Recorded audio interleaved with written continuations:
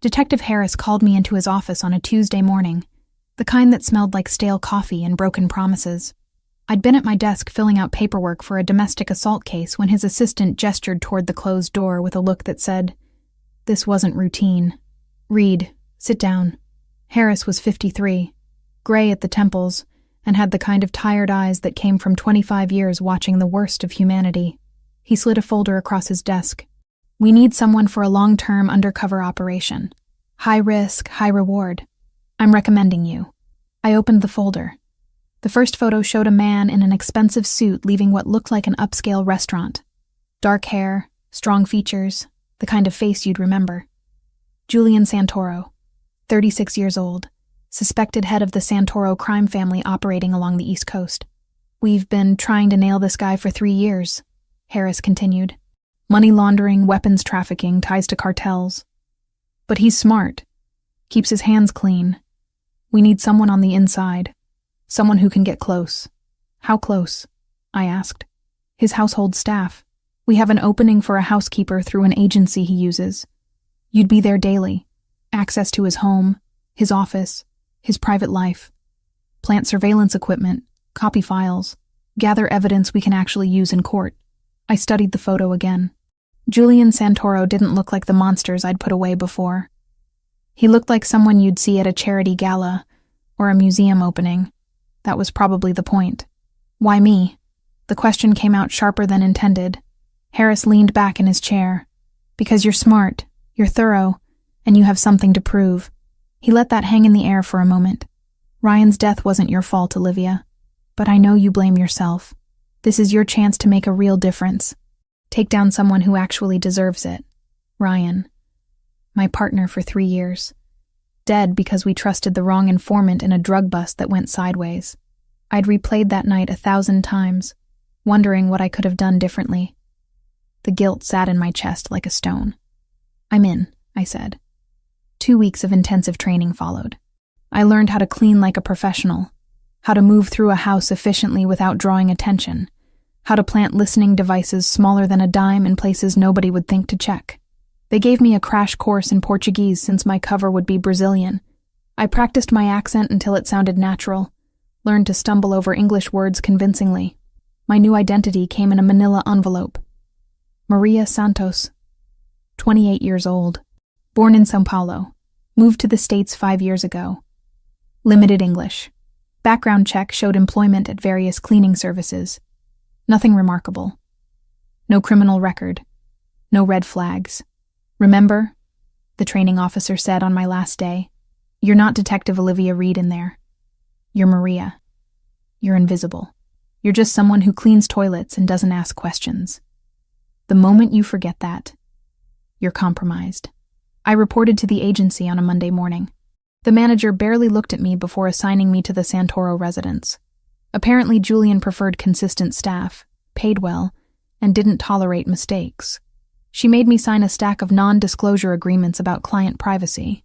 The mansion sat in an affluent neighborhood behind iron gates and manicured hedges.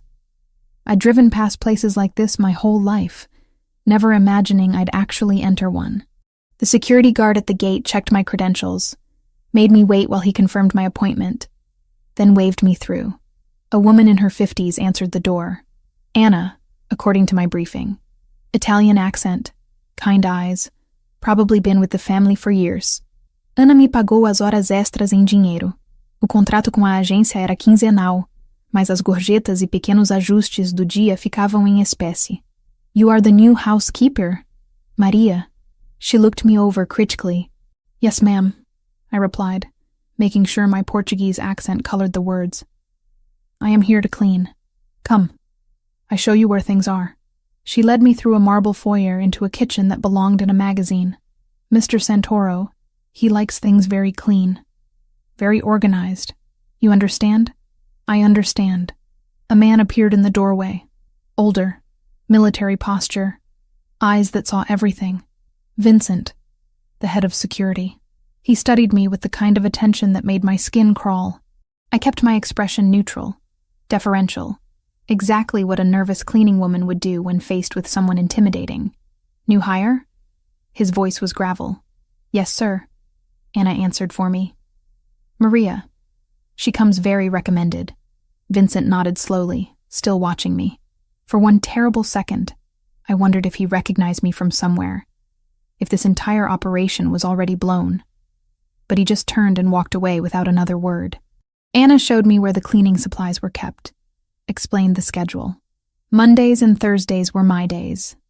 6 in the morning until 2 in the afternoon. Stay out of Mr. Santoro's way. Don't touch anything in his office unless explicitly told to clean it. Respect his privacy. I spent the first 4 hours methodically working through the downstairs rooms. Living room, dining room, kitchen, guest bathroom. Everything was already immaculate. I was cleaning what didn't need to be cleaned, maintaining an illusion of perfection. The whole time my mind cataloged details. Security cameras in every corner. Reinforced doors. Windows with sensors. Around 10, I heard footsteps upstairs. Male voices speaking Italian too quickly for me to catch more than fragments. Then silence. A door closing. Mr. Santoro has meetings, Anna explained when she brought me water. Very important business. You just keep working. At noon, I finally caught a glimpse of him. Julian Santoro descending the staircase with 2 other men in suits. He was taller than his photos suggested, moved with the kind of confidence that didn't need to prove anything. His eyes swept the room and landed on me for exactly half a second before moving on. I didn't exist to him. I was furniture. Exactly what I needed to be. The men left through the front door. Anna told me I could take lunch in the staff room, a small area off the kitchen where Paolo the driver was reading a newspaper. We nodded at each other. I ate the sandwich I'd brought in silence. By 1:30, the house was empty, except for Anna in the kitchen and Vincent somewhere monitoring security feeds. This was my window. I'd trained for this moment, knew exactly where to go, what to look for. Julian's office was on the 2nd floor, door unlocked. Inside, it looked like any wealthy businessman's workspace. Mahogany desk, leather chair, bookshelves lined with volumes that probably cost more than my car. I moved quickly, pulled out the device from the hidden pocket in my cargo pants. It looked like a small black button, adhesive backing. I placed it under the lip of his desk where fingers would never brush, where eyes would never think to look. 10 seconds. In and out. Back downstairs, I finished the bathrooms and left at exactly 2 o'clock like I was supposed to. Anna paid me in cash, told me she'd see me Thursday. I drove 3 blocks before pulling over and letting my hands shake. First day done. Device planted. Cover intact. I was officially inside Julian Santoro's world. That night in my apartment, I thought about Ryan. About how he'd always said the key to undercover work was committing to the role completely. Becoming someone else so thoroughly that you forgot yourself. I wondered if that's what had gotten him killed in the end. That commitment. That belief that he could control the situation. I pulled out his photo from my wallet. 3 years we'd worked together. 3 years of trust and partnership. Gone in 30 seconds of gunfire because we'd believed a lie. This one's for you, I whispered to the image. Thursday I'd go back. Plant more devices. Gather more intelligence. Get closer to a man who probably destroyed lives before breakfast. And somewhere in this process, I'd prove that Ryan's death meant something. That I could finish what we'd started. The mission was simple on paper. 30 days to gather evidence, build a case, bring down a criminal organization. Simple didn't mean easy, and it definitely didn't mean safe. Thursday came too quickly. I arrived at the mansion at 6 in the morning like I was supposed to. The sky still dark and heavy with clouds. The guard at the gate recognized me this time, barely glanced at my ID before waving me through. Anna was already in the kitchen when I let myself in through the back entrance. The smell of fresh coffee filled the air, mixing with something sweeter. Pastries, maybe. She nodded at me without interrupting whatever she was doing at the stove. I started in the living room like always. Vacuuming. Dusting surfaces that didn't have dust. Straightening pillows that were already straight. The listening device I'd planted in the office was transmitting to a receiver hidden in my car. Later tonight, I'd download the recordings and send them to Harris. For now, I just needed to maintain the routine. Julian came downstairs at 7:30. I heard his footsteps before I saw him. Deliberately made myself busy with the bookshelf in the corner. He walked past without acknowledging me. Went straight to the kitchen where Anna had breakfast waiting. Through the doorway I could see him sitting at the table, reading something on his phone. Just a man having coffee. Nothing sinister about it, except I knew what he was. Had read the files. Knew about the suspected weapons deals. The money that moved through shell corporations. The connections to cartels and syndicates. Looking at him now, you'd never guess. That was probably the point. "Maria, you want coffee?" Anna called from the kitchen. "No, thank you," I replied, keeping my accent thick. "I have work to do." The next few days fell into a pattern. Arrive at 6, clean the main floor before Julian woke up. At 8 o'clock, I'd moved to his office while he had breakfast or took calls in other parts of the house. I'd planted 3 more devices by the end of the first week. One behind a bookshelf, another under the windowsill, a third inside a decorative vase that nobody would move. The conversations I captured were frustratingly mundane. Business discussions about restaurant profit margins, calls with lawyers about property acquisitions, a lengthy argument with someone about the quality of wine being imported. Nothing illegal. Nothing I could use. There were hints, though. Vague references to shipments and schedules. Mentions of payments that sounded too large for legitimate transactions. But nothing concrete. Nothing that would hold up in court. On my 3rd Tuesday, I noticed something different. A man in priestly robes arrived around 9 in the morning.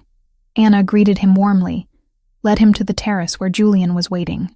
They sat together for over an hour, talking in Italian that I couldn't quite catch from where I was cleaning nearby windows. "That is Padre Miguel," Anna told me later when I asked. "He comes every Tuesday and Thursday. He has known Mr. Santoro since he was a boy. They are close? Very close. The Padre, he is like family."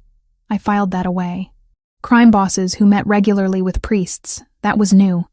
Maybe it was for show, maintaining an image, or maybe it meant something else. I wasn't sure yet. Wednesday morning brought another pattern. Julian left the house at exactly 7 o'clock. Vincent drove him in the black SUV, just the two of them. They returned at 9:15. I'd tracked this through security logs I'd managed to glimpse on Vincent's computer.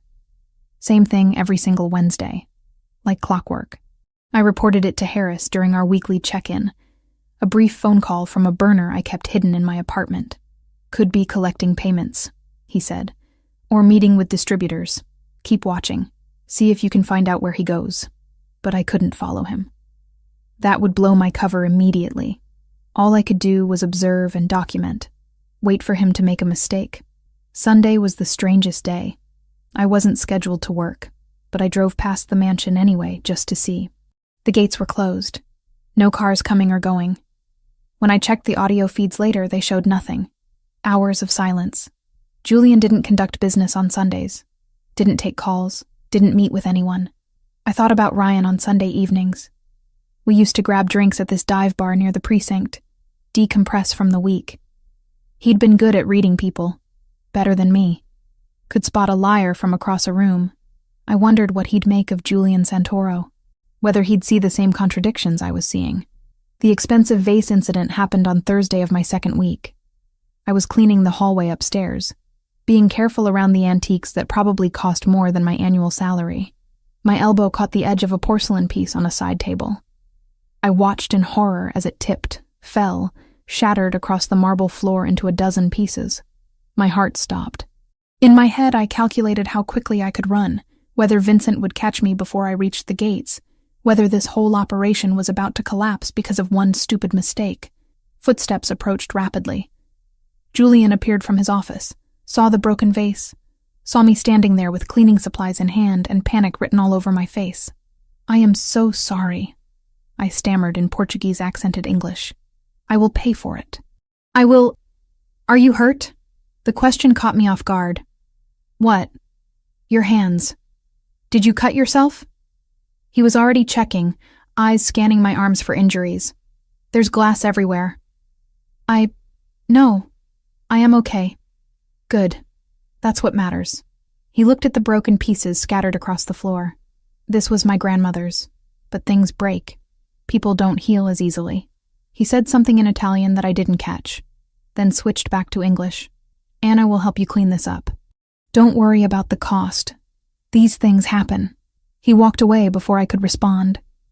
Left me standing there trying to reconcile the man who just prioritized my safety over a family heirloom with the criminal I was supposed to be investigating. Anna appeared with a broom and dustpan. Mr. Santoro, he is not like you expect, yes? No, I admitted. He is not.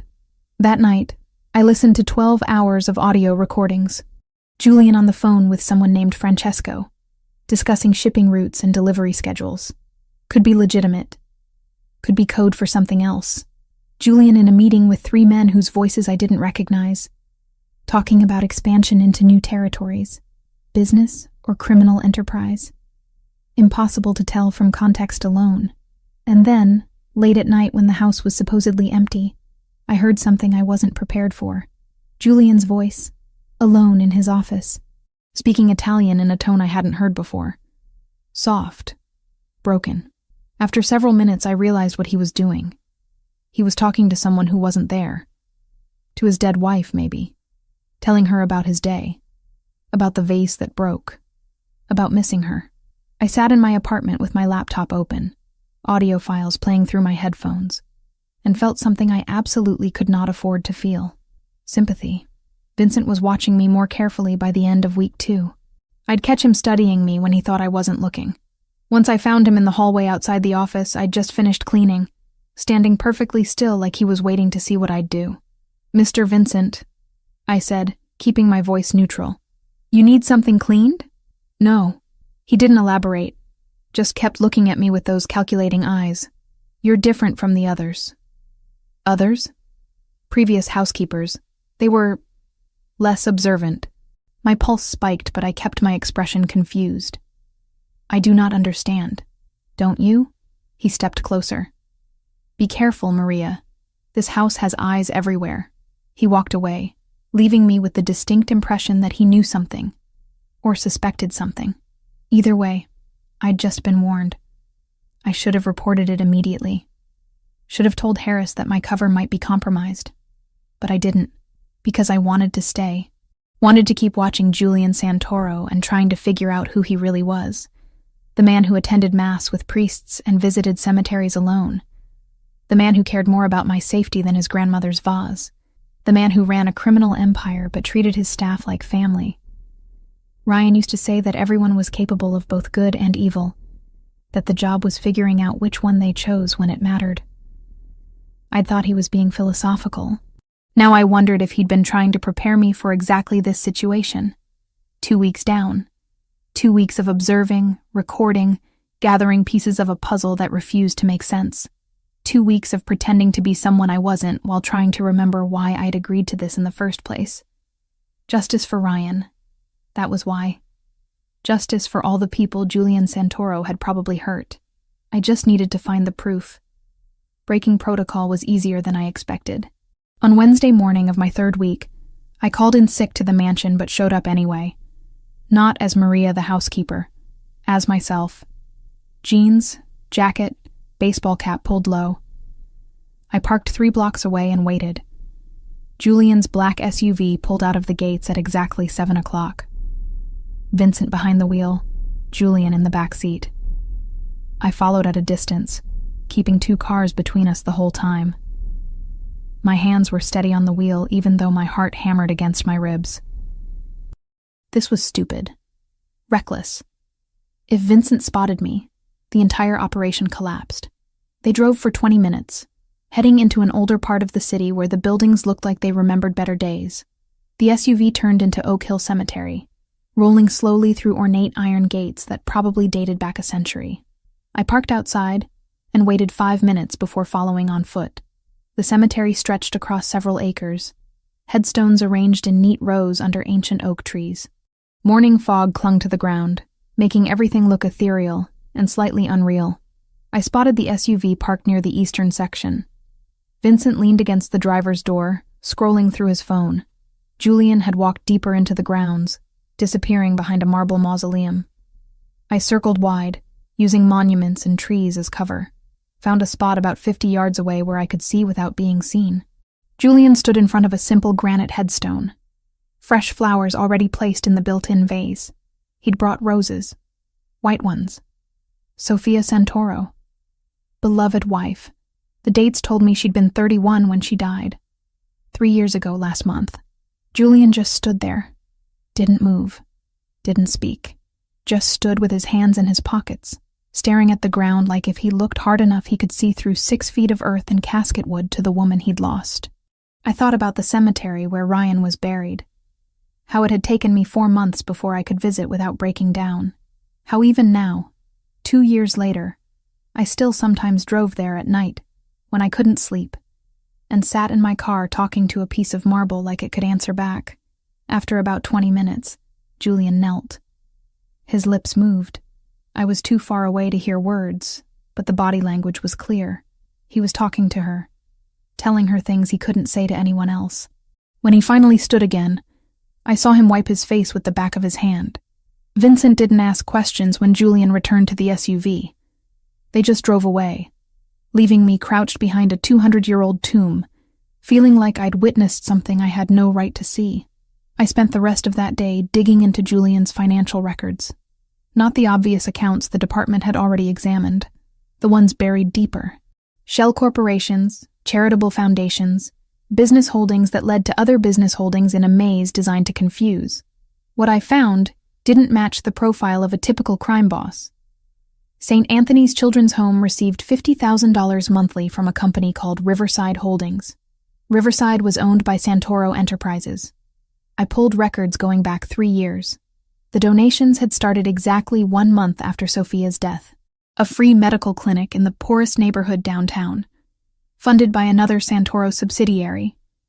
They provided basic health care, vaccinations, prenatal care to anyone who walked through the door.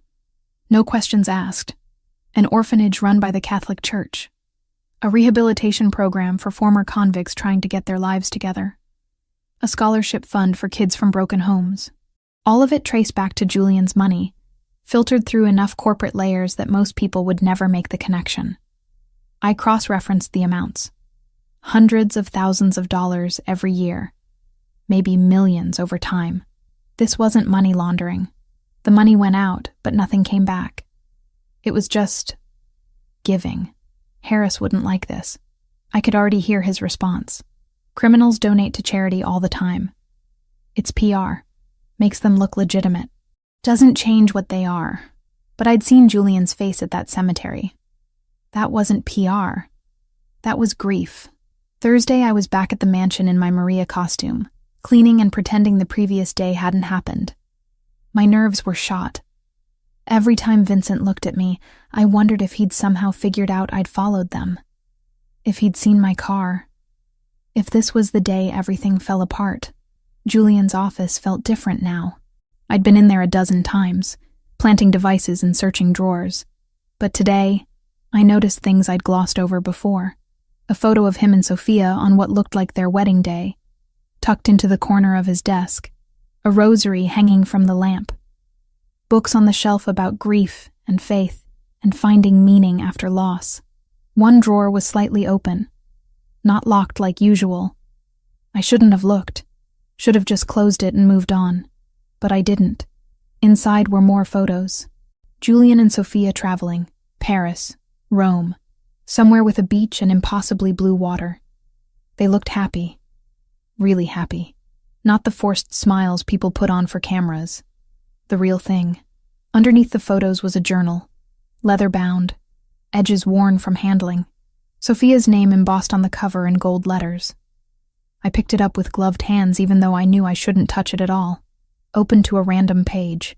Her handwriting was neat, measured, exactly what you'd expect from someone organized and thoughtful. Julian came home late again. He says he's trying to find a way out, but it's complicated. I told him we could leave. Start over somewhere new. But he says it's not that simple. The family has eyes everywhere. His father's legacy is a chain around his neck. I see how it tears him apart. He wants to be good. To do good. But the world he inherited won't let him. I flipped ahead. Found an entry from a few weeks before her death. He's been meeting with someone from the federal government. Won't tell me details, but I can tell it's serious. Dangerous. He says it's the only way to truly break free, to dismantle everything his father built and walk away clean. I'm terrified, but I'm also proud. My husband is trying to do the right thing, even though it could destroy him. That's who he really is, under all the baggage and the reputation. He's good. The last entry was dated 3 days before the car accident. Julian seems different lately. Lighter somehow. Like he can finally see the end of this nightmare. He promised me that by next year we'd be somewhere else. Living normal lives. Maybe even starting a family. I believe him. For the first time in a long time, I actually believe we have a future. I closed the journal and put it back exactly where I'd found it. My hands were shaking. I left the office, went to the bathroom, and splashed cold water on my face until I could breathe normally again. Anna found me in the hallway 10 minutes later, probably looking pale. "Maria, you are okay?" "Yes, just dizzy for a moment." "You work too hard. Come, have some tea." She led me to the kitchen, sat me down like I was family instead of hired help, and made chamomile tea in a china cup that probably cost more than my weekly salary. She didn't ask questions. Just let me sit there and try to process what I'd just read. Julian had been working with federal authorities. Not now. 3 years ago. Before his wife died. And then she died, and presumably the deal had fallen apart. Because the only evidence the department had against him was old. 3 years old. Right before Sophia's accident. What if he'd been trying to get out? What if he'd been cooperating and then his wife was murdered and the whole thing collapsed? What if I wasn't investigating a criminal at all, but someone who'd been betrayed by the very system I represented? Vincent appeared in the kitchen doorway. "Maria." A word. Anna looked between us, but didn't interfere. I followed Vincent into the hallway, my pulse spiking. This was it. He'd figured me out. I ran through exit strategies in my head. The back door was 30 feet away. My car was 3 blocks. Vincent was armed, but I was fast. "You've been here 3 weeks," he said quietly. "In that time, you've never made a single mistake except that vase. You move through this house like you're looking for something, and you ask a lot of questions for someone who barely speaks English. I do not understand." "Yes, you do." He stepped closer. "I know who you are, Olivia Reed. I've known since your 2nd day here." The world tilted. I opened my mouth, but nothing came out. "I'm not telling Mr. Santoro," Vincent continued. "Not yet, but I'm watching you. And I need you to understand something. This man you're investigating, he's trying to fix the mess he inherited. He's trying to be better than the legacy forced on him. If you destroy that because you're too focused on the past to see the present, you'll regret it." He walked away before I could respond, left me standing in the hallway trying to remember how to breathe. I should have called Harris immediately, should have aborted the mission. Vincent knowing my real identity meant operational security was completely compromised. But I didn't call, because Vincent had said he wasn't telling Julian. Which meant he was protecting him, or protecting me, or maybe both. I finished my shift in a daze, went home, sat on my couch staring at the wall until midnight. Ryan's photo was on my bookshelf. I picked it up, studied his face. "What would you do?" I asked the image. "If you found out the person you were investigating wasn't what you thought? If everything was more complicated than the file suggested?" Ryan didn't answer. He never did, but I remembered something he'd said once. The job isn't about punishing people for who they are. It's about stopping them from hurting others. If someone's trying to change, trying to be better, maybe that matters too. I'd thought he was being soft at the time. Now I wondered if he'd been trying to teach me something I was only just starting to understand. Julian Santoro wasn't a monster. He was a man trapped in circumstances he hadn't chosen, trying to find a way out while honoring a dead wife's memory, and doing what good he could with the resources he had. And I was the person who might destroy his last chance at redemption, because I was too afraid to question my orders. The call came at 3 a.m. Not to me, but I heard about it 6 hours later when I arrived at the mansion and found the entire place transformed into something resembling a war zone. Extra security at the gates, men I'd never seen before patrolling the grounds with visible weapons. Vincent barking orders into his phone in rapid Italian. Anna met me at the door, her face pale. There was trouble last night. At the port. Very bad trouble. What kind of trouble? She just shook her head and gestured for me to come inside. The house felt different. Colder somehow, despite the morning sun streaming through the windows. I went through my usual routine, but everything was off. The living room had muddy footprints tracked across the carpet. The kitchen smelled like disinfectant, the kind used to clean up blood. Julian came down the stairs at 8:30, and I barely recognized him. His shirt was wrinkled, partially untucked. His hair wasn't styled, just pushed back carelessly. But it was his face that stopped me. He looked like he'd aged 10 years overnight. Dark circles under his eyes. A cut on his cheekbone that had been cleaned but not bandaged. He didn't go to the kitchen. Didn't pour coffee. Just stood in the foyer staring at nothing while Vincent approached with a tablet, showing him something I couldn't see. Julian's jaw clenched. He nodded once, turned, and went back upstairs without a word. "What happened?" I asked Anna when I found her in the pantry. She was quiet for a long moment, arranging canned goods that didn't need arranging. The cartel. They attacked one of Mr. Santoro's operations. Tried to take territory that does not belong to them. Her hands shook slightly. Rico is dead. 3 others hurt. Mr. Santoro, he was there when it happened. Rico. I'd seen him around the house a few times. Young guy, maybe 24, always smiling. He'd helped me carry cleaning supplies up the stairs once, insisted even though it wasn't his job. How is Mr. Santoro handling it? Anna looked at me with eyes that had seen too much. How do you think? That boy's mother, she lost her husband 2 years ago. Rico was all she had. And now Mr. Santoro must go tell her that her son died working for him. The funeral was 3 days later. I wasn't supposed to attend, but I did anyway, standing at the back of the church in street clothes. Just another mourner. The place was packed. Rico's mother sat in the front pew, supported by 2 other women. She looked broken in a way that felt too familiar. Julian sat 3 rows back, not at the front where you'd expect someone of his position. He stayed through the entire service, through every prayer and hymn, through the mother's wailing grief when they closed the casket. When it was over, he approached her. I watched him kneel beside her wheelchair, take her hands in his, and speak words I couldn't hear. She touched his face like he was her own son, forgave him for something that maybe wasn't entirely his fault. Outside afterward, I overheard Vincent talking to another man about the arrangements. Julian had paid for everything. The funeral, the burial plot, a monthly pension for the mother for the rest of her life. He'd also set up accounts for Rico's 2 younger siblings to pay for college. He does this every time, the man said quietly. Takes care of them like family, because they are family. Vincent replied. That's what Mr. Santoro believes. You work for him, your family, and he doesn't abandon family. I left before anyone could notice me, drove back to my apartment, and sat in the parking lot for 20 minutes trying to process what I'd witnessed. Crime bosses didn't attend funerals of low-level soldiers. They didn't kneel before grieving mothers. They didn't set up college funds for dead men's siblings. Unless they weren't what I'd been told they were. That night I drove past the mansion even though I had no reason to. The gates were closed, but I could see lights on in the back. The garden. I parked down the street and walked closer, staying in the shadows. Julian was there, alone, sitting on a stone bench in the rain that had started falling an hour earlier. No coat, no umbrella. Just sitting there letting the water soak through his clothes. His shoulders shook. He was crying, the kind of crying men do when they think nobody's watching.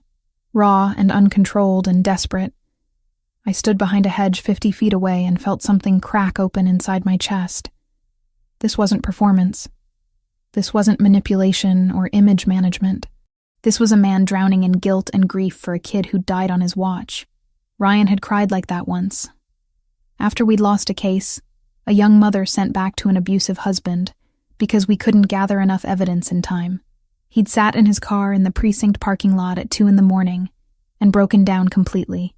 I'd found him there, held him while he fell apart, and never mentioned it again, because that's what partners did. Looking at Julian now, I saw the same thing. Someone who cared too much. Someone whose conscience ate at them every time they failed to protect someone under their responsibility. I went home and didn't sleep. just lay in bed staring at the ceiling, thinking about the difference between the man in the file and the man I was actually seeing. They didn't match. Not even close. The next few days, Julian was a ghost in his own house. He worked late into the night, barely ate, spoke to people in monosyllables. Anna tried to feed him. He'd take a few bites and push the plate away. Vincent tried to discuss business. Julian would nod without really listening. On Thursday morning, I brought him coffee. Not because Anna asked me to. Because I wanted to. I found him in his office, surrounded by paperwork, looking exhausted. "Mr. Santoro?" I knocked softly on the open door. "I brought coffee." He looked up, surprised, like he'd forgotten other people existed. "You don't have to do that." "I know." I set the cup on his desk. Anna had also sent bread, still warm. I added that next to the coffee. He studied me for a moment. Really looked at me for maybe the third time since I'd started working there. "What is your name?" "Your real name. Not what the agency calls you." My pulse jumped. "Maria." "No." He said it gently, not accusatory. "Your real name. I ask everyone who works here. I like to know people, not just positions." "Maria," I repeated, keeping my voice steady even though my heart hammered. "Maria Santos." He nodded slowly, like he didn't quite believe me, but wasn't going to push. "Thank you for the coffee, Maria. And the bread. It was kind. I should have left. Should have gone back to cleaning and maintaining my cover. Instead, I heard myself ask, "Are you okay?" "No." Simple. Honest. "But I will be. Eventually. I am sorry. About Rico. You knew him? He helped me once, with cleaning supplies. He was a nice boy." I let my accent thicken. Turned nice into a word with 2 syllables. "Good person." Julian's expression crumbled slightly. "Yes, he was." He picked up the coffee, took a sip, set it down carefully. "Where are you from? In Brazil?" Here we go. The cover story I'd memorized. "São Paulo, but I leave 3 years ago." "Why did you leave?" "My husband, he was..." I looked down, playing the part. Not a good man. I needed to start new. Somewhere safe. When I looked up again, Julian's eyes were full of understanding that felt too genuine to be fake. "I'm sorry you went through that. No one should have to run from their own home." He paused. "You are safe here, Maria. While you work for me, no one will hurt you. I promise you that." The sincerity in his voice nearly broke me.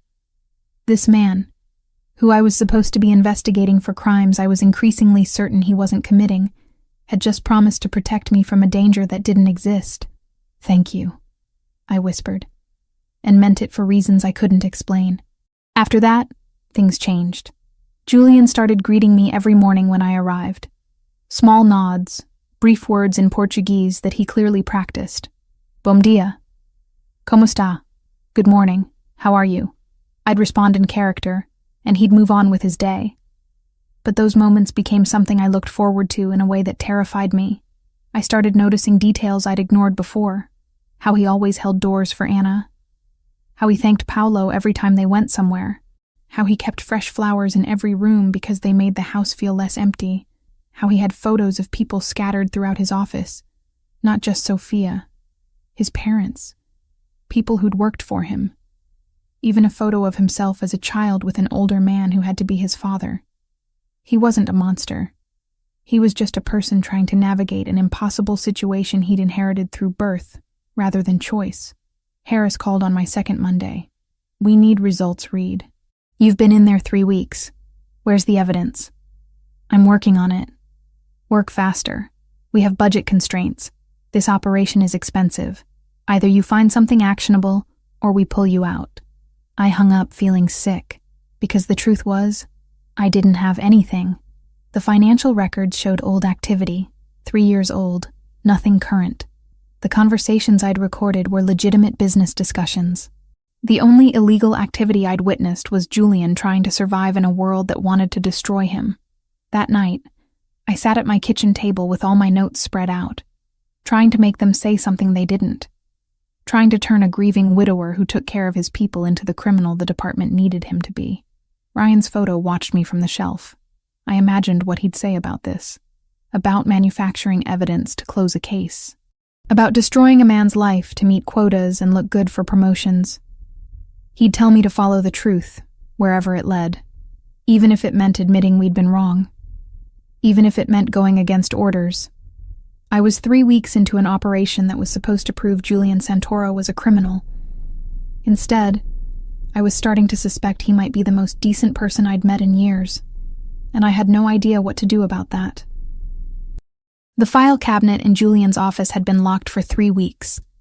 On day 22, I found it open. Not wide open, just slightly ajar like someone had closed it in a hurry and the latch hadn't caught properly.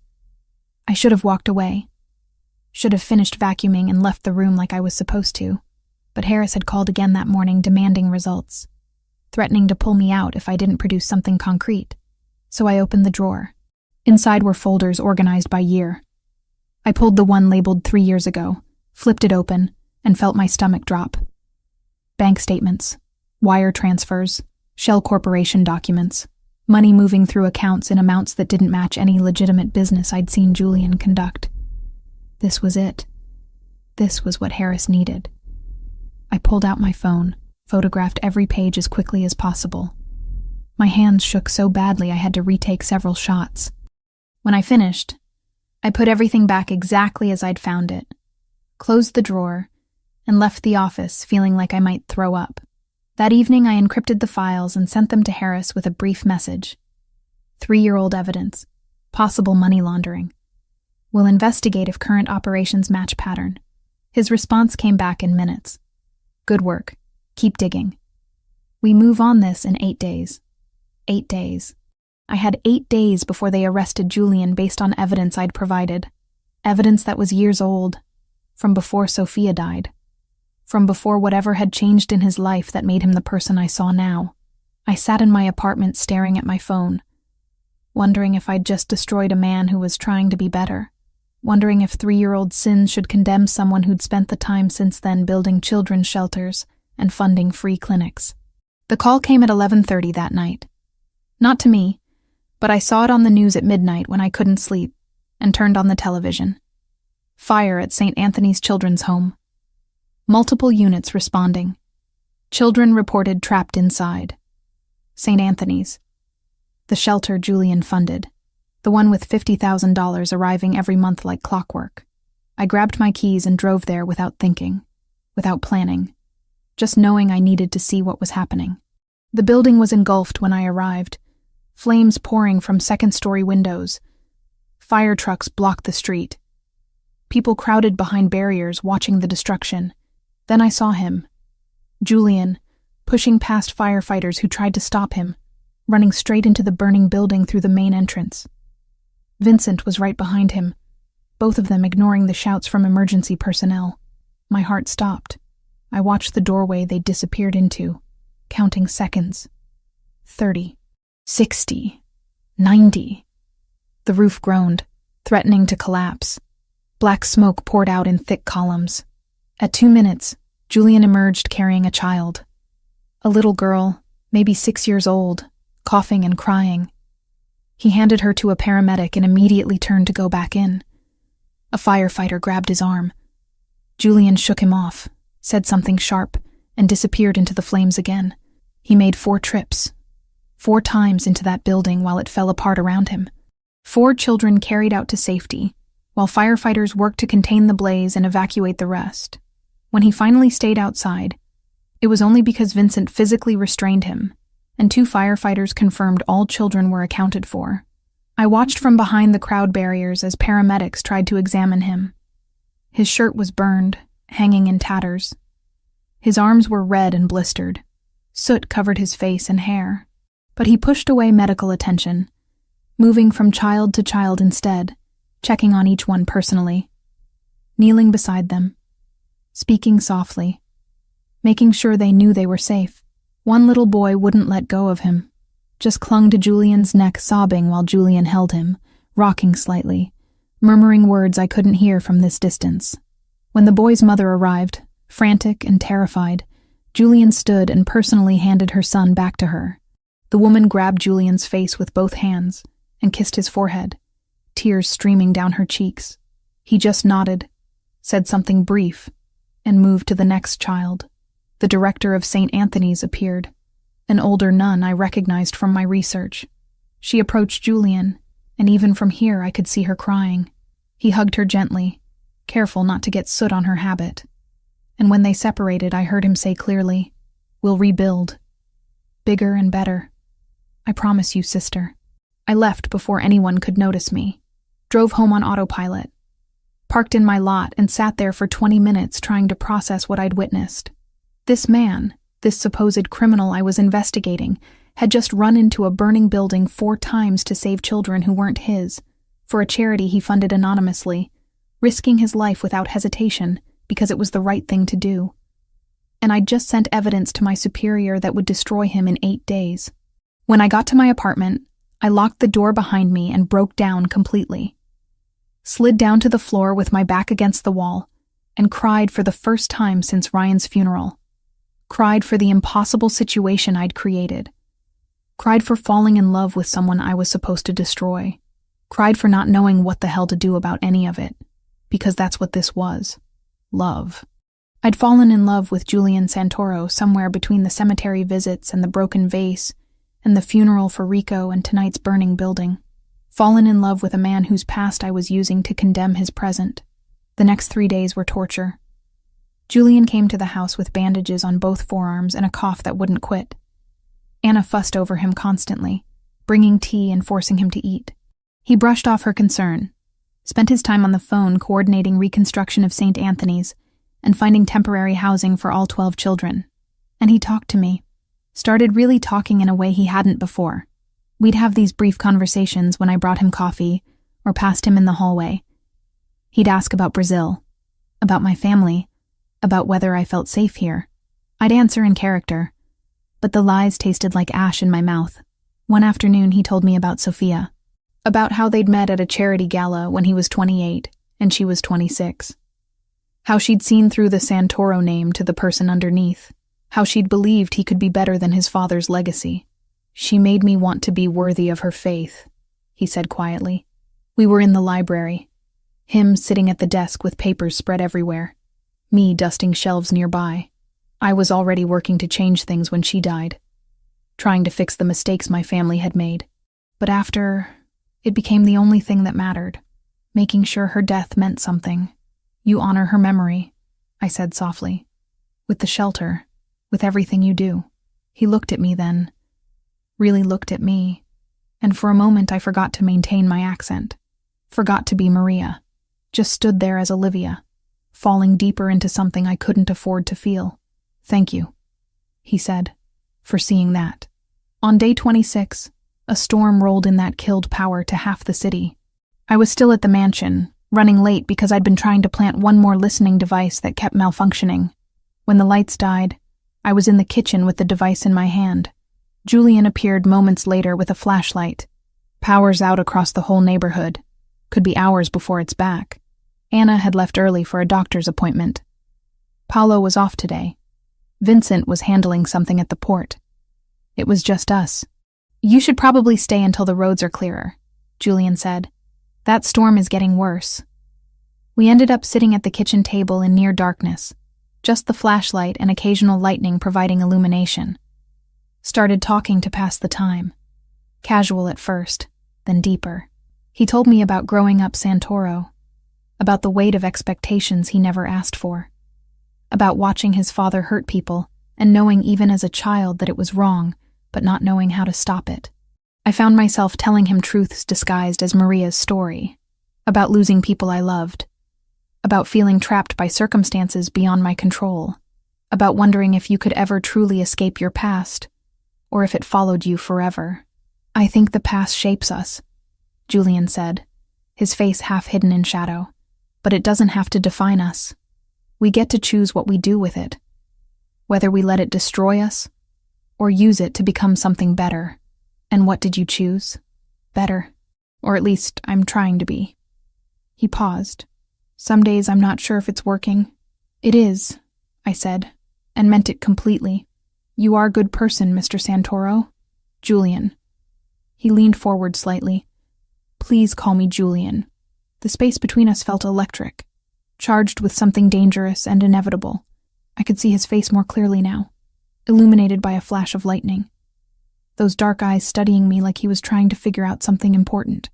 "Maria," he said quietly, "can I ask you something?" "Yes." "Who are you, really?" My breath caught. "I told you—" "No." He shook his head. "I mean, who are you underneath the accent and the story about São Paulo and running from a bad husband? Because sometimes when you think I'm not looking, you forget to be her. And I see someone completely different. Someone complicated.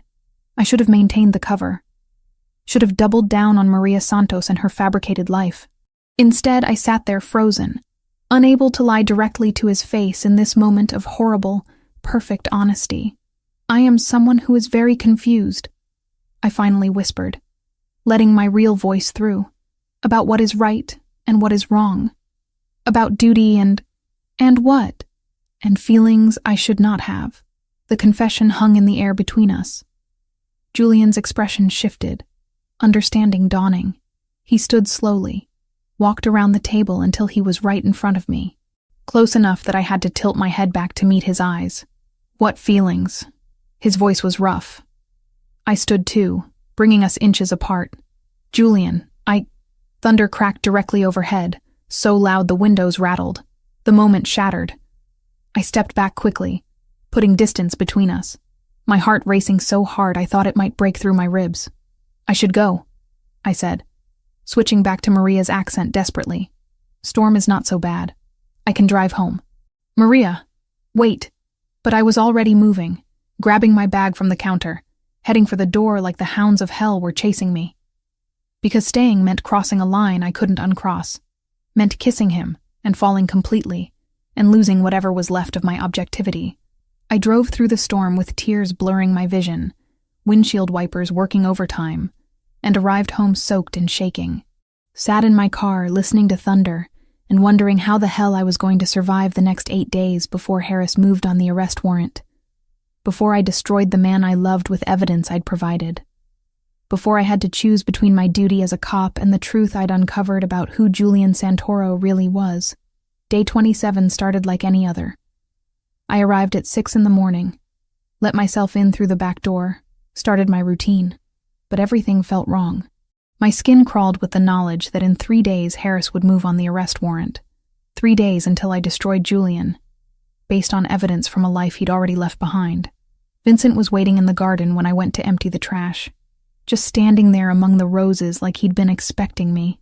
My pulse spiked, but I kept walking, kept playing Maria Santos even though something in his posture told me the game was over. "We need to talk," he said quietly.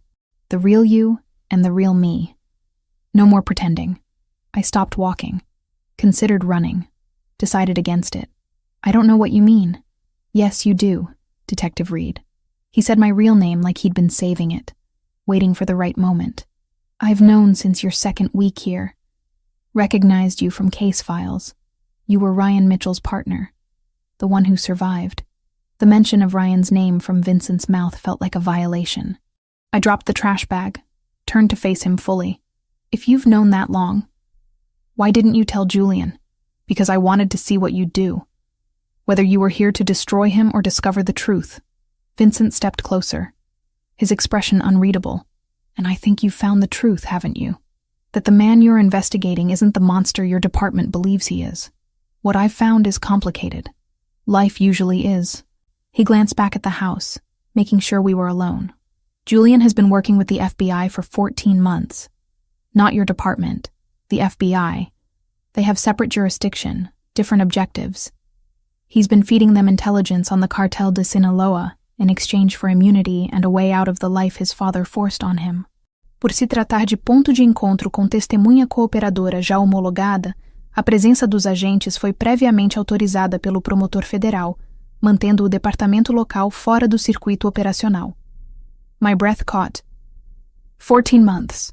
That's before you ever showed up.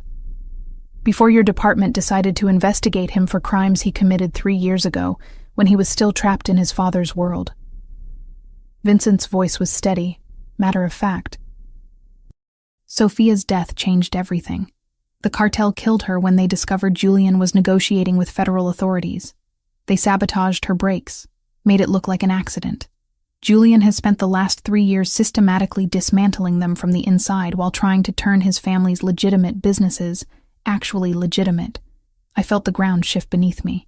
The financial records I found, the evidence I sent to my superior. That's all from before Sophia died. Exactly. 3-year-old crimes that he's already answering for through his FBI cooperation. If your department arrests him now, it blows the entire federal operation. The cartel walks. Julian loses his immunity deal, and he probably ends up dead within a week. Why are you telling me this? Vincent studied me with those calculating eyes that missed nothing. Because I see how you look at him. And more importantly, I see how he looks at you. Like maybe he's found something worth living for again after 3 years of just existing. He paused. And because I think you're a good cop who wants justice, not just an arrest. There's a difference. My department has a tupera, I said, testing the Portuguese word for mole. Someone corrupt who wants Julian dead before he can testify. We suspected as much. The FBI has been careful not to coordinate with local police for exactly that reason. Vincent crossed his arms. But they don't know about your operation. Your department went rogue, probably at the direction of whoever's being paid by the cartel. Harris. My superior's name tasted bitter. It has to be Detective Harris. He pushed for this operation. He's been demanding results. Then you have a decision to make, Detective Reed. You can follow your orders, arrest Julian in 3 days, and watch everything collapse. Or you can tell him the truth and help us stop this before it's too late. I looked at the mansion, at the windows of Julian's office where I could see him moving around inside. The man who ran into burning buildings for children, who visited his wife's grave every week, who carried guilt for every person hurt under his watch. He doesn't know about me, I said. You haven't told him I'm a cop. I wanted to see if you'd tell him yourself, if you'd choose honesty over duty. Vincent headed toward the house, paused at the door. You have until tomorrow morning. After that, I tell him everything. Better he hears it from you. I spent the rest of the day in a fog, going through motions while my mind raced. Every time Julian passed me in the hallway, every brief smile or word of greeting felt like a knife twisting. I was living a lie that was about to destroy both of us. By evening, I'd made my decision. I couldn't sleep anyway. At 2 a.m, I drove back to the mansion, parked 3 blocks away, walked to the property. Vincent was at the gate, saw me coming, and simply opened it without a word. Julian's office light was on. Of course it was. He rarely slept, haunted by ghosts and responsibilities. I let myself in through the back door, climbed the stairs, stood outside his office trying to remember how to breathe. He was at his desk surrounded by papers, reading something on his laptop. His hair was messy like he'd been running his hands through it. He'd discarded his jacket hours ago, rolled up his sleeves. He looked tired and human, and so far from the criminal mastermind my department had painted him as. I knocked softly on the door frame. He looked up, surprised, then concerned. Maria? What are you doing here at this hour? Is something wrong? Yes. I stepped inside, closed the door behind me. Everything is wrong. And I need to tell you the truth before I lose my nerve. He stood slowly, wariness creeping into his expression. What truth? My name isn't Maria Santos. I let my real voice through. No accent. Just me. It's Olivia Reed. I'm a detective with the city police department. I've been undercover in your house for 27 days, gathering evidence to arrest you for money laundering and weapons trafficking. The silence that followed was deafening. I watched emotions flicker across his face. Shock. Betrayal. Hurt. Anger. He took a step back like I'd struck him physically. You're a cop. His voice was flat, controlled in a way that scared me more than shouting would have. Yes. Everything was a lie. Maria, the story about Brazil, running from an abusive husband. All of it. Yes, I whispered. All of it was a lie except what? Now there was anger, sharp and cutting. Except the part where you planted listening devices in my home? Or the part where you photographed my private files? Or maybe the part where you pretended to care while gathering evidence to destroy me? Except the part where I fell in love with you. The confession hung between us. Julian's expression cracked, showing the pain underneath. Don't you dare use that word after everything you've done. I know I have no right. I know I betrayed your trust in the worst possible way.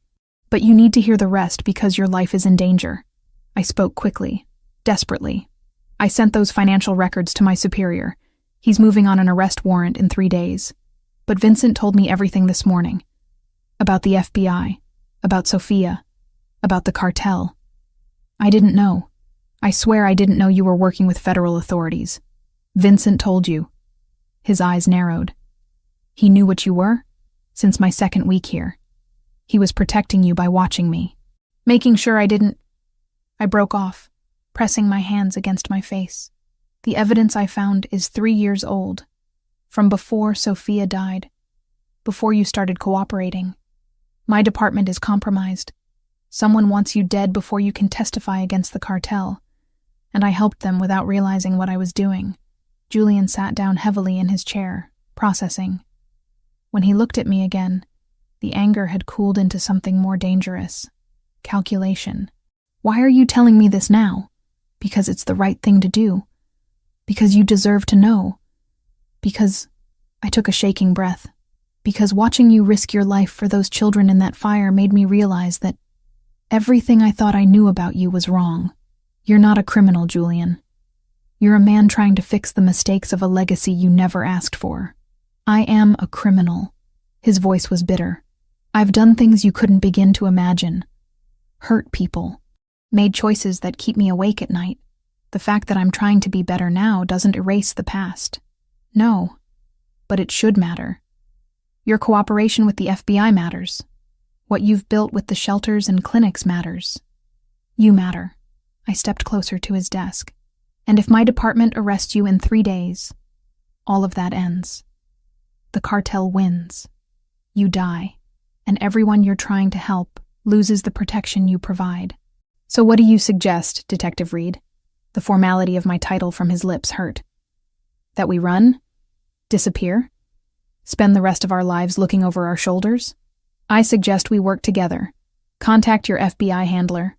Coordinate with them to identify the corrupt cop in my department and stop the arrest before it happens. I pulled out my phone, set it on his desk. I have recordings. Evidence of my superior's involvement. It might be enough to prove he's being paid by the cartel. Julian stared at the phone, then at me. You'd betray your own department. I'd choose justice over orders. There's a difference. I used Vincent's words because they were true. My partner Ryan died because we trusted the wrong people. I won't make that mistake again. Not when innocent lives are at stake.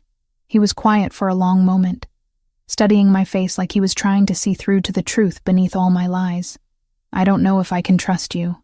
I know, and I don't blame you. But you don't have to trust me. Just trust that I want to stop the people who killed Sofia. Trust that I want the cartel destroyed as much as you do. I met his eyes directly. And trust that I meant what I said. I love you, Julian. That's the one true thing I've given you in 27 days of lies. Love isn't supposed to hurt this much. No, I agreed softly. It's not. But we don't get to choose who we fall for or when. We just get to choose what we do about it. He stood again, walked to the window overlooking the garden where I'd spoken to Vincent hours earlier. When he finally spoke, his voice was tired. If we do this, if we work together, it changes everything. You become complicit in my cooperation with the FBI. Your career is over. Your life as you know it ends. My life as I knew it ended the moment I realized the man I was investigating was better than the system I worked for. Julian turned to face me fully. We have 3 days. Maybe less if your superior moves faster than expected. This is going to be dangerous, Olivia. People are going to get hurt. You could get hurt. I'm already hurt. I touched my chest where my heart felt like it was breaking. But I'd rather fight beside you than watch you destroyed by my mistakes. He nodded slowly. Then we fight. Together. And pray that it's enough to survive what's coming. By dawn, we had a plan. Julian's FBI handler was Special Agent Sarah Brooks, based out of the federal building downtown. Vincent contacted her at 5 in the morning, used code words that confirmed this was urgent. She arrived at the mansion at 6:30 with 2 other agents, all looking grim. "You're telling me there's a corrupt detective in the local PD trying to compromise our operation?" Brooks was mid-40s, sharp eyes, the kind of person who'd seen every con in the book. She looked at me with professional suspicion. "And you're that detective's undercover operative who's now switching sides?" "I'm choosing the right side," I corrected. "Detective Harris has been pushing this investigation from the beginning. He demanded results, set an arrest timeline that coincides exactly with Julian's upcoming testimony against the cartel. It's not coincidence." Brooks pulled out a tablet, started making notes. "We've suspected a leak in local law enforcement for months. That's why we've kept this operation completely compartmentalized. But if they've managed to plant someone inside your precinct specifically to target Mr. Santoro, that's bold even for the cartel." "They killed his wife," I said quietly. "Bold is their specialty." Julian stood by the window, arms crossed, watching the exchange with controlled intensity. We hadn't talked about us since my confession hours earlier, hadn't addressed the wreckage of trust between us. Right now, survival took priority over feelings. Brooks outlined the plan. Julian would continue his normal routine, pretending he had no idea about the impending arrest. I would return to the precinct, act like nothing had changed, and wait for Harris to make his move. The FBI would monitor everything, ready to intervene the moment the cartel showed their hand. "The arrest is scheduled for day 30, I explained. "That's tomorrow. Harris will probably try to kill Julian during the operation to make it look like self-defense or an unfortunate casualty. Either way, Julian dies before he can testify. Which means we need to flip this," Brooks said. "Use you as bait to draw out Harris and any cartel operatives he's working with. Catch them all in one move." Vincent stepped forward. "How do we keep Mr. Santoro safe during this? If the cartel realizes the trap, they'll send everything they have. Federal tactical teams will be positioned at strategic points. The moment Harris or anyone else makes a move, we shut it down." Brooks looked at Julian. "But you're right that this is dangerous. Mr. Santoro, you'll be exposed during the operation. There's real risk here." "I've been at risk for 3 years," Julian replied. "Ever since I decided to turn against my father's legacy.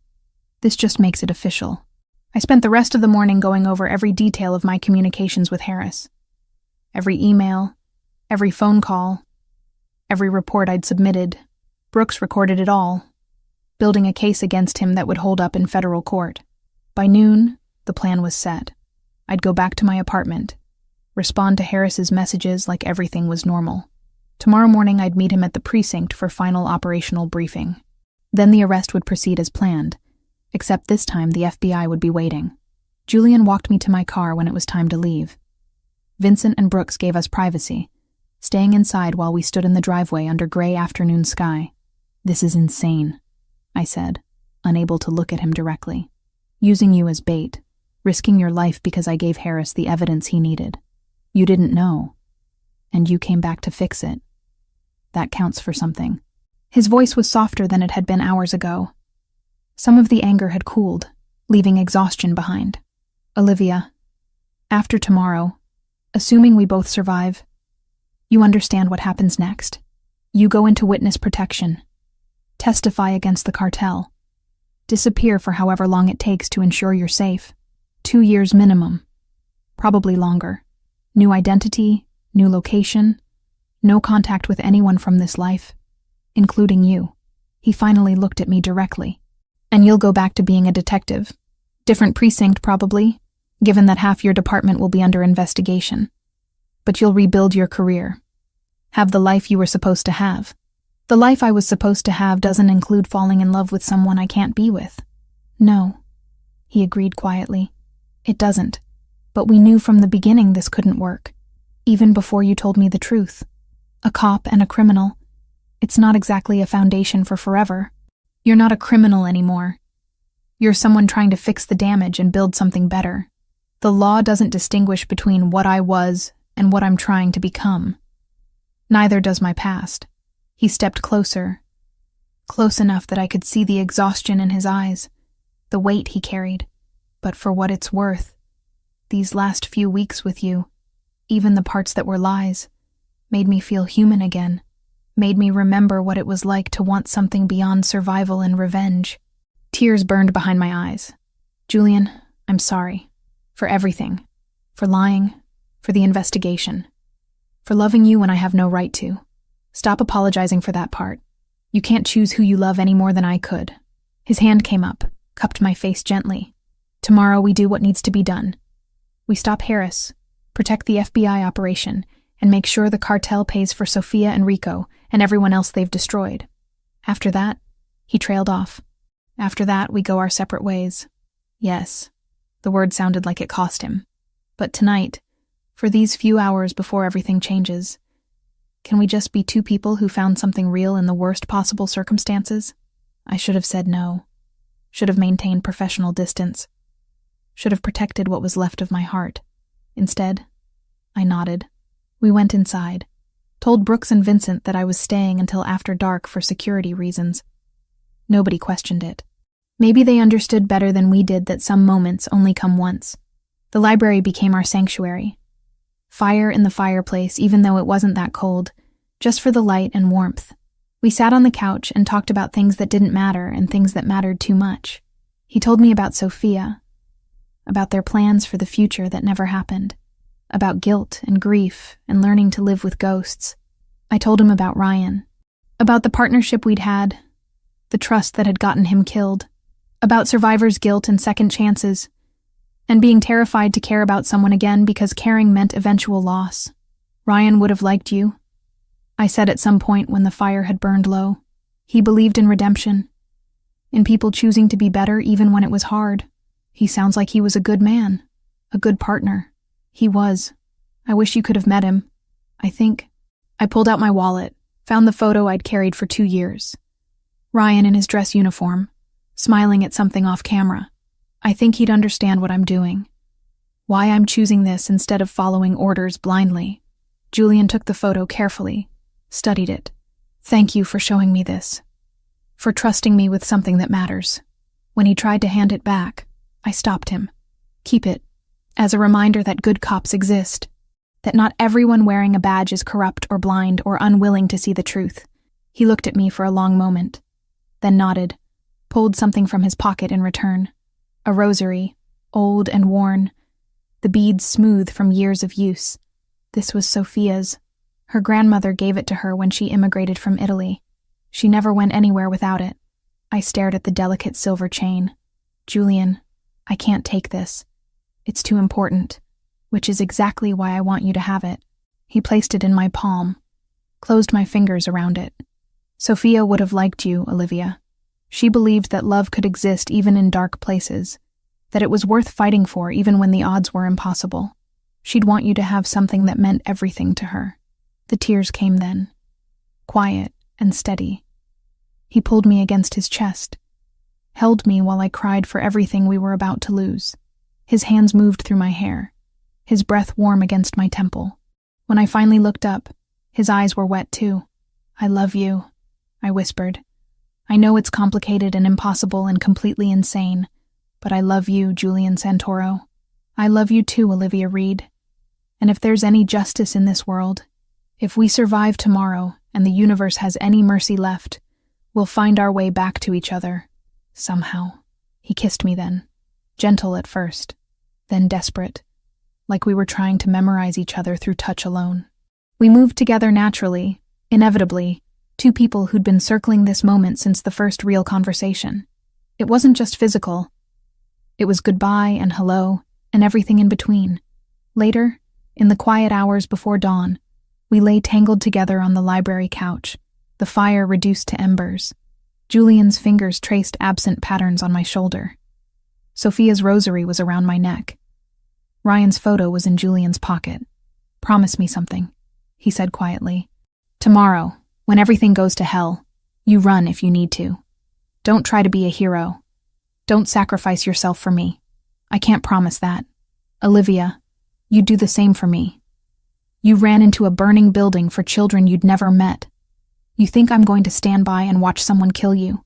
I lifted my head to look at him. We protect each other tomorrow. Both of us survive. That's the only acceptable outcome. He smiled, sad and beautiful. You're stubborn. "You're one to talk. We're going to make it through this," he said, like saying it could make it true.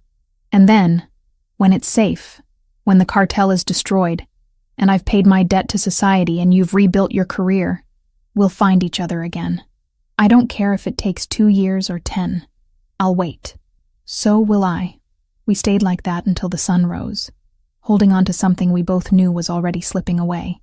In a few hours, I'd returned to being Detective Reed, and he'd become bait in a trap designed to save his life while ending the world we'd built in 30 days. But for this moment, we were just Julian and Olivia, 2 people who'd found love in impossible circumstances and were brave enough to believe it might survive what came next. Day 30 arrived with deceptive calm. I met Harris at the precinct at 7 in the morning, wearing my detective shield and the wire the FBI had provided. He looked tired, agitated in a way that set off every alarm bell in my training. "Operations a go for 1,000 hours," he said, spreading tactical maps across the briefing room table. "We move on the Santoro residence with full force. SWAT will breach the front entrance while you and I take the back with tactical support." "Understood." I kept my voice steady, even though my heart was racing. "What about surveillance? Has he shown any indication he knows we're coming?" "None." Vincent reported normal activity this morning. Santoro's in his office conducting business like any other day. Harris pulled out his service weapon, checked the magazine. "This ends today, Reed. One way or another." The phrasing made my blood run cold. One way or another. Like he'd already decided Julian wasn't going to survive the arrest. Brooks had warned me that Harris would try something during the operation itself. Use the chaos of the breach to take Julian out and claim self-defense or crossfire. I had FBI agents positioned at strategic points around the mansion, federal tactical teams ready to intervene. But Harris was a veteran cop who'd survived 25 years on the street. He knew how to create opportunities that looked accidental. At 9:45 we rolled out. 6 patrol units, 2 SWAT vans, and unmarked vehicles carrying federal agents Harris didn't know about. I rode with Harris, my weapon holstered, but my nerves screaming that something was about to go very wrong. The convoy stopped 3 blocks from the mansion. SWAT assembled, checking gear and running final communications checks. I saw federal agents mixed among them, recognized Brooks in tactical gear coordinating with the SWAT commander. Harris stood apart, speaking quietly into his phone. His body language was wrong, tense, anticipatory. At 9:58 we moved into position. I was supposed to be with Harris at the rear entrance, but I deliberately lagged behind, watching him. He kept checking his phone, kept glancing toward the tree line on the western side of the property. That's when I saw it. A figure moving through the shadows of those trees. Someone with a rifle, positioning for a clear shot at the mansion's main windows. At Julian's office specifically. Harris wasn't going to kill Julian himself. He'd hired a sniper to do it during the confusion of the breach. Make it look like the cartel had attacked during the arrest. Eliminate Julian and destroy the FBI's case in one move. I didn't think. Just ran, pulling my weapon and screaming into the wire. "Sniper in the western tree line. Harris is compromised. Move now." Everything happened at once. The sniper turned toward me, rifle swinging around. Harris shouted something I didn't hear. The mansion's front door burst open as SWAT breached, and Julian appeared in his office window, exactly where the sniper needed him to be. I threw myself forward, putting my body between the window and the shooter. The shot cracked loud enough to make my ears ring. Something punched into my left shoulder, spinning me sideways. I hit the ground hard, weapon flying from my grip. Pain exploded through my entire upper body, but I could still move my arm. Not a fatal hit. Federal agents swarmed the tree line. I heard more gunfire, shouting, someone calling for medical. Through the chaos, I saw Vincent and Julian's men emerging from concealed positions, surrounding the property. Brooks had positioned them there as backup, ensuring Julian had protection from all angles. Harris tried to run. Made it maybe 20 feet before 2 federal agents tackled him to the ground. They had his hands zip-tied behind his back within seconds, Miranda rights being read while he struggled and cursed. I lay on the grass trying to breathe through the pain. A paramedic appeared, started cutting away my jacket to assess the wound. "Clean through and through," she said, pressing gauze hard enough to make me gasp. "You're lucky. Missed the bone and major vessels. Julian, I managed. Is he? Mr. Santoro is secure. Brooks appeared in my field of vision, kneeling beside me. Vincent got him to the panic room the moment SWAT breached. He's safe, Detective Reed. Thanks to you. They loaded me into an ambulance. As the doors closed, I caught one glimpse of Julian being led out by federal agents, Vincent at his side. Our eyes met across the distance. He looked terrified, relieved, devastated. Then the ambulance doors shut, and he was gone. I spent 4 weeks in the hospital. The bullet had done more damage than initially thought, required 2 surgeries to repair muscle and tissue. Physical therapy started in week 2, painful sessions of regaining range of motion. Brooks visited regularly, keeping me updated on the case. Harris had been working for the cartel for 18 months. They'd paid him $200,000 to eliminate Julian before his testimony. He'd compromised 3 previous FBI operations, gotten 2 other witnesses killed. The evidence against him was overwhelming. He'd spend the rest of his life in federal prison. The cartel operatives they'd captured during the operation had rolled on each other rapidly. Names, locations, supply chains. The FBI had dismantled the entire East Coast network within a month. 47 arrests total, including every member of the leadership structure. Julian was in protective custody, preparing for the federal trial. I wasn't allowed contact with him. Brooks said it was for both our safety, that any connection between us could be exploited. I understood the logic. Didn't make it hurt less. On my last day in the hospital, a nurse brought me a manila envelope. Someone left this at the front desk for you. Said it was important. Inside was a single piece of paper. Julian's handwriting. No signature. Nothing that could identify him if someone else found it. Just words that I read until I'd memorized every letter. You saved my life in every way a person can be saved. Thank you for seeing who I was trying to become instead of who I'd been. Wait for me, however long it takes. I'll find you again. Tucked behind the letter was Ryan's photo, the one I'd given Julian that last night. And Sophia's rosary, the one I'd been wearing when I was shot. They'd given me back my most precious things, a promise that he'd keep his. The department gave me a commendation for bravery and exposing corruption. I accepted it in a ceremony I barely remember, still numb from everything that had happened. My captain offered me any position I wanted in the precinct. I requested a transfer instead.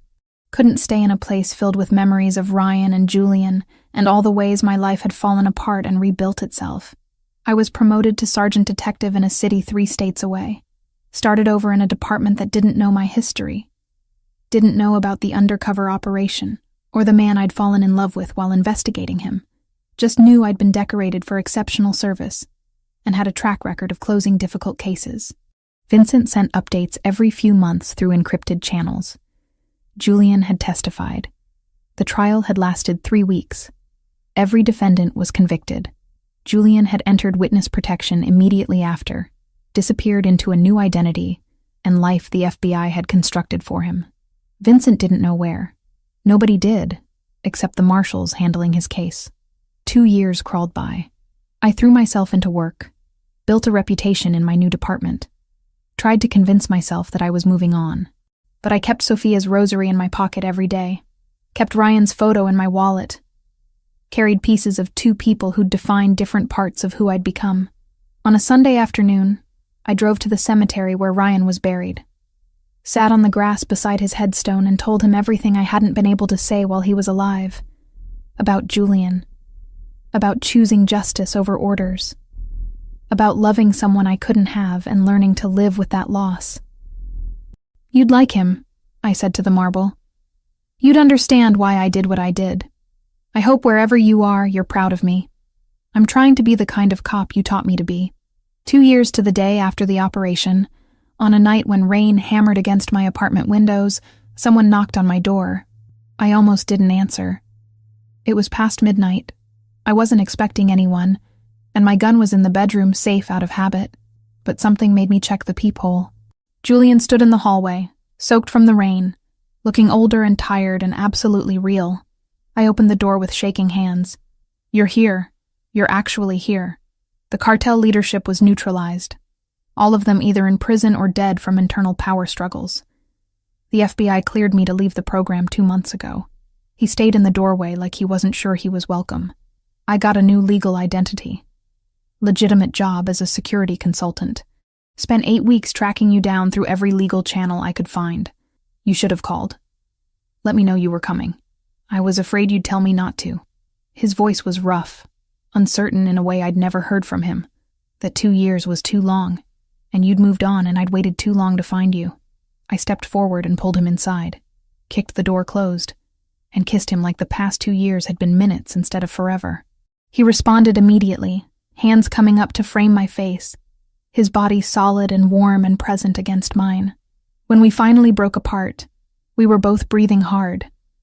My apartment was small and ordinary, nothing like his mansion, but standing here in my tiny living room with rain drumming overhead, it felt like the only place either of us needed to be.